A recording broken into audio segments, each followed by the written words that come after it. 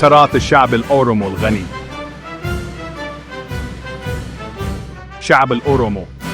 يعد شعب الأورومو وإقليم أوروميا موطنهم أحد أكبر الأمم في إفريقيا. يتمتعون بتاريخ غني وثقافة نابضة بالحياة. يتركز الأورومو في المقام الأول في أوروميا وأجزاء من كينيا والصومال وجوتي. لقد حافظوا على تقاليدهم الفريدة وأسلوب حياتهم لعدة قرون. يرتبط شعب الأورومو ارتباطاً وثيقاً بأرضهم ومواردها. لديهم تاريخ طويل يعود إلى قرون مضت. لقد واجهوا العديد من التحديات، لكن روحهم ما زالت قوية. كان الأورومو معروفين على مر التاريخ بمرونتهم وتصميمهم. لديهم شعور قوي بالهوية والمجتمع. يمتلك شعب الأورومو تقليداً شفهياً غنياً تم تناقله عبر الأجيال. تلعب القصص والأقوال والأغاني والأمثال دوراً حيوياً في الحفاظ على تاريخهم وثقافتهم. تعكس أشكال التعبير هذه قيمهم ومعتقداتهم وتجاربهم. إنها توفر رؤى حول نظرة الأورومو للعالم وفهمهم للعالم من حولهم. قدم شعب الأورومو مساهمات كبيرة في المشهد الثقافي لشرق إفريقيا. يمكن رؤية تأثيرهم في جوانب مختلفة من المجتمع، بما في ذلك الموسيقى والرقص والفن. على الرغم من التحديات التي واجهوها، فقد حافظ شعب الأورومو على هويتهم الثقافية. يواصلون إلهام الآخرين بمرونتهم وروحهم التي لا تلين. أوروميا. بيا أورومو. أوروميا أرض واسعة ومتنوعة تقع في القرن الأفريقي. إنها موطن شعب الأورومو الذين عاشوا هناك لعدة قرون. تشتهر المنطقة بمناظرها الطبيعية الخلابة، والتي تتنوع بين الجبال الشاهقة والوديان الخصبة. المناخ في أوروميا متنوع مثل جغرافيتها. تتميز المرتفعات في أوروميا بدرجات حرارتها الباردة وهطول الأمطار الغزيرة. هذه المنطقة مثالية للزراعة، وقد زرع شعب الأورومو هذه الأراضي لأجيال. من ناحية أخرى، تتميز الأراضي المنخفضة بأنها أكثر حرارة وجفافاً. هذه المناطق أكثر ملائمة للرعي، حيث يرعى شعب الأورومو الماشية والأغنام والماعز. وادي الصدع الأفريقي الذي يمر عبر أوروميا هو معلم جيولوجي فريد من نوعه. يضم العديد من البحيرات، بما في ذلك بحيرة شالا وبحيرة دامبال وبحيرة لانجانو. يشتهر وادي الصدع الأفريقي أيضاً بنشاطه البركاني، حيث يعد جبل فانتيل أحد أكثر البراكين نشاطاً في المنطقة. تعد أوروميا موطناً لمجموعة واسعة من الحياة النباتية والحيوانية. تشتهر المنطقة بشكل خاص بالبن. تلعب النظم البيئية المتنوعة في أوروميا دوراً حيوياً في حياة شعب الأورومو. إنها توفر لهم الغذاء والدواء والمواد اللازمة للبناء والصناعة. أفان أورومو. تسمى لغة شعب أورومو أفان أورومو، وهي جزء من عائلة اللغات الكوشية. يتحدث بها عشرات الملايين من الناس، مما يجعلها واحدة من أكثر اللغات تحدثاً في إفريقيا. لأفان أورومو عدة لهجات، لكن بذلت جهود لتوحيد اللغة. الدين التقليدي لشعب أورومو هو واقف فنا. يركز نظام الإيمان التوحيدي هذا حول عبادة واقع، خالق وداعم كل شيء. يؤكد واقف فنا على العيش بتناسق مع الخالق والطبيعة، واحترام جميع أشكال الحياة. على مر القرون اعتنق كثير من شعب أورومو أيضاً ديانات أخرى، منها المسيحية والإسلام. يعد هذا التنوع الديني دليلاً على انفتاح شعب أورومو وقدرتهم على التكيف. لدى شعب أورومو نظام فريد من نوعه للحكم يعرف باسم غادات. يقوم هذا النظام الديمقراطي على الفئات العمرية والأدوار الاجتماعية. كل 8 سنوات يتولى جيل جديد مسؤوليات القيادة. لدى غاداء أحكام لعزل القادة إذا فشلوا في القيادة وفقاً للقيم الديمقراطية لغاداء. داخل نظام غاداء تؤدي النساء أدواراً هامة، منها مؤسسة سيقي التي تركز على صنع السلام وحل النزاعات. دعونا نستكشف الحياة الأسرية لشعب الأورومو. ينقسم مجتمع الأورومو إلى عشائر، وهي مجموعات من الناس يشتركون في سلف مشترك، وتنقسم هذه العشائر إلى وحدات أصغر تسمى العائلات. تلعب الأسرة دوراً حيوياً في ثقافة الأورومو، ويتوقع من الأفراد إظهار الاحترام لكبار السن. الزواج مؤسسة اجتماعية مهمة بين شعب الأورومو. تقليدياً تقوم العائلات بترتيب الزيجات، لكن في الوقت الحاضر أصبحت زيجات الحب أكثر شيوعاً. حفلات الزفاف الأورومو هي مناسبات بهيجة مليئة بالموسيقى والرقص والولائم. الأطفال ذو قيمة عالية في مجتمع الأورومو، ينظر إليهم على أنهم نعمة ومصدر للبهجة. يلعب الآباء وأفراد الأسرة الممتدة وأفراد القرى دوراً نشطاً في تربية الأطفال وغرس قيم وتقاليد ثقافتهم فيهم. الضيافة هي حجر الزاوية في ثقافة الأورومو. يتم الترحيب بالضيوف بأذرع مفتوحة، ويتم التعامل معهم باحترام عميق.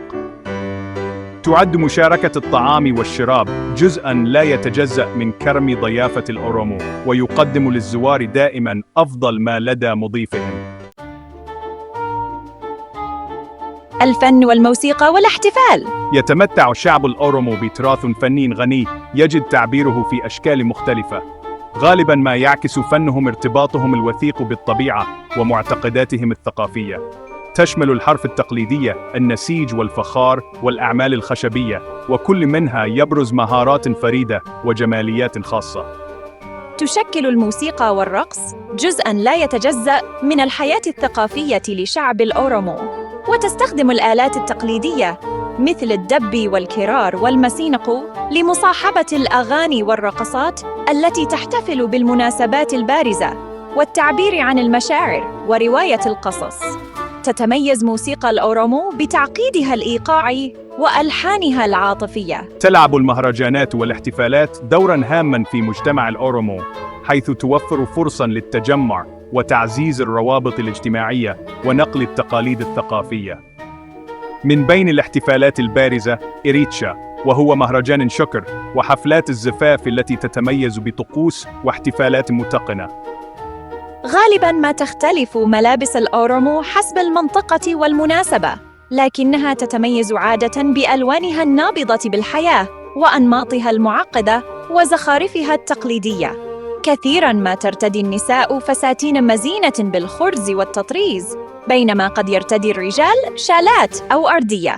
كثيراً ما تكون الملابس رمزاً للهوية الثقافية والمكانة الاجتماعية. يشتهر مطبخ الأورومو بأطباقه النكهة، التي غالباً ما تكون مصنوعة من مكونات طازجة من مصادر محلية.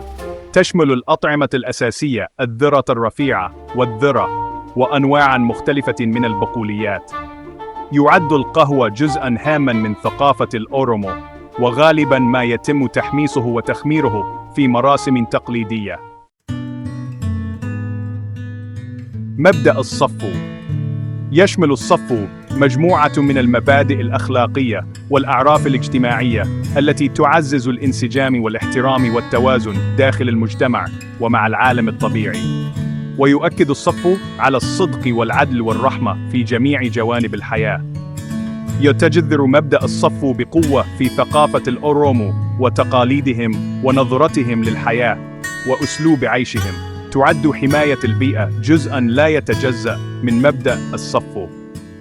يمتلك شعب الأورومو فهماً عميقاً لترابط جميع الكائنات الحية وأهمية الحفاظ على توازن الطبيعة.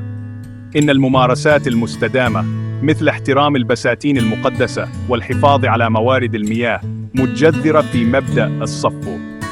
يحظى احترام كبار السن بأهمية قصوى في مجتمع الأورومو، ويلزم الصفو بالتعامل معهم بالتبجيل وتقدير حكمتهم، وبالمثل يتم رعاية الأطفال وحمايتهم، ويوجه الصفو تنشئتهم بعناية وحب. مواجهة التحديات الاستعمارية والحديثة للشعب الأورومو. تاريخ طويل يسبق لقاءاته مع القوى الاستعمارية. ازدهر شعب الأورومو لعدة قرون في ظل نظام غادا الذي لعب دورا حاسما في قدرتهم على مقاومة الضغوط الخارجية. نجح الأورومو في مقاومة التعدي على أراضيهم من قبل الممالك الحبشية المجاورة. قاتل الأورومو لحماية أراضيهم وأسلوب حياتهم. لقد انتصروا على أعدائهم بسبب براعتهم في ركوب الخيل وعزمهم على البقاء أحراراً. خلال أواخر القرن التاسع عشر، ومع حصول ملك الحبشة منليك الثاني على إمدادات من الأسلحة الحديثة من القوى الاستعمارية الأوروبية، شن موجة جديدة من الهجمات ضد الأورومو والشعوب الأخرى من خلال حملات عسكرية وحشية. أدت هذه الفترة المعروفة باسم التدافع على إفريقيا إلى إخضاع شعب الأورومو وفقدان سيادتهم. في ظل الحكم الإثيوبي لم يفقدوا الأورومو سيادتهم فحسب، بل فقدوا أيضاً أراضيهم ومصادرهم الاقتصادية الأخرى، وواجهوا تمييزاً وتهميشاً ممنهجين. تم قمع لغتهم وثقافتهم، وحرموا من المساواة في الوصول إلى التعليم والرعاية الصحية والفرص الاقتصادية. أدت هذه السياسات إلى انتشار الفقر والاضطرابات الاجتماعية. على الرغم من المصاعب التي واجهوها، لم يتخلى شعب الأورومو أبداً عن هويتهم الثقافية أو رغبتهم في تقرير المصير. لقد قاوموا الاندماج وحاربوا من أجل الاعتراف والمساواة في الحقوق. حركة التحرير شعب الأورومو.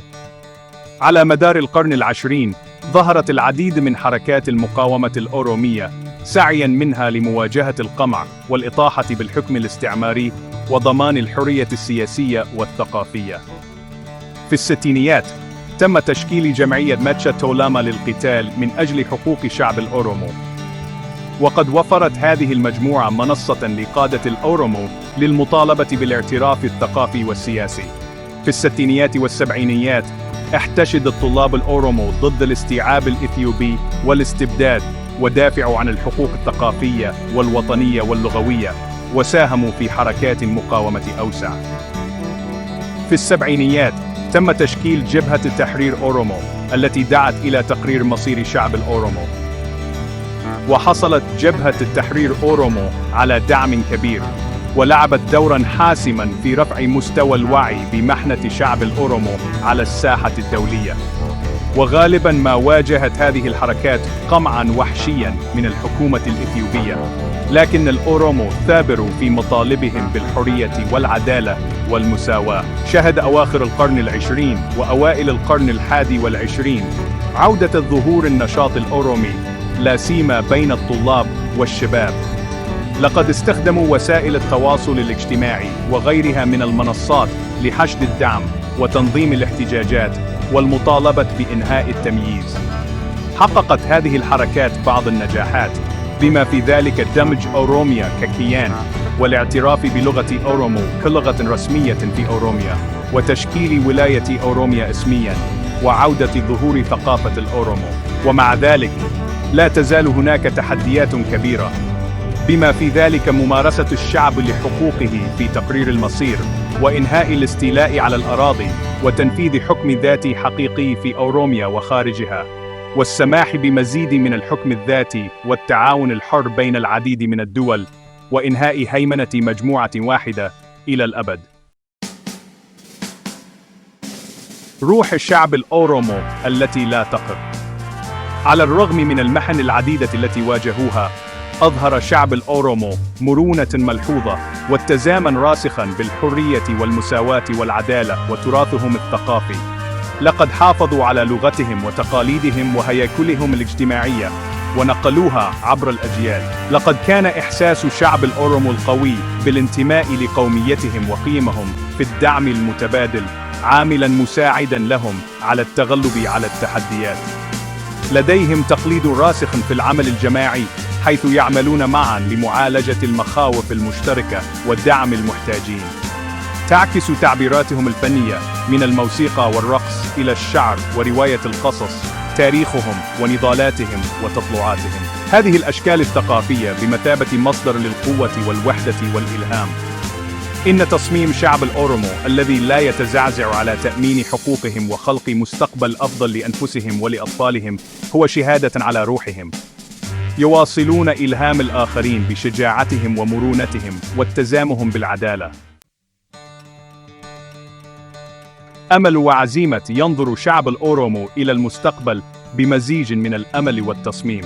وبينما لا تزال هناك تحديات، إلا أن هناك وعياً متزايداً بحقوقهم وحركة عالمية تدعم نضالهم من أجل المساواة. ينظر إلى التعليم على أنه مفتاح التقدم، وهناك رغبة قوية بين الشعب الأورومو في تزويد أطفالهم بالفرص التي حرموا منها. إن الوصول إلى تعليم جيد ضروري لتمكين الأجيال القادمة وتمكينها من المشاركة الكاملة في المجتمع. يعد التنمية الاقتصادية أيضاً أمراً بالغ الأهمية لتحسين حياة شعب الأورومو. إن خلق فرص لكسب الرزق المستدام، لا سيما في المناطق الريفية، أمر ضروري للتخفيف من حدة الفقر وتقليل عدم المساواة. يتطلع الشعب الأورومو إلى مستقبل يكونون فيه أحراراً ويتمتعون بالحرية في الارتباط بالآخرين، ويعاملون بكرامة واحترام، حيث تسمع أصواتهم وحيث يكون لهم دور متكافئ في مستقبل بلدهم. إن رحلتهم نحو الحرية والمساواة لم تنته بعد، لكن عزيمتهم لا تزال قوية. شعب لا يقهر، لا ينحني. إن الشعب الأورومو بتاريخه الغني وثقافته النابضة بالحياة وروحه التي لا تقهر هو دليل على قوة الروح البشرية الدائمة. على الرغم من قرون من القمع، فقد حافظوا على هويتهم وحاربوا من أجل حقوقهم وألهموا الآخرين بتصميمهم. إن قصتهم هي قصة كفاح، لكنها أيضاً قصة أمل وشجاعة وسعي دؤوب لتحقيق العدالة. بينما يزداد العالم اهتماماً بمحنتهم، فإن شعب الأورومو في وضع جيد للمساعدة في تشكيل مستقبل القرن الأفريقي. إن رحلتهم نحو مستقبل أكثر عدلاً وإنصافاً لم تنته بعد، لكن روحهم تظل قوية. يواصل شعب الأورومو إلهام العالم بتراثهم الغني وعزمهم الذي لا يتزعزع وصمودهم وإيمانهم الراسخ بقوة الأمل.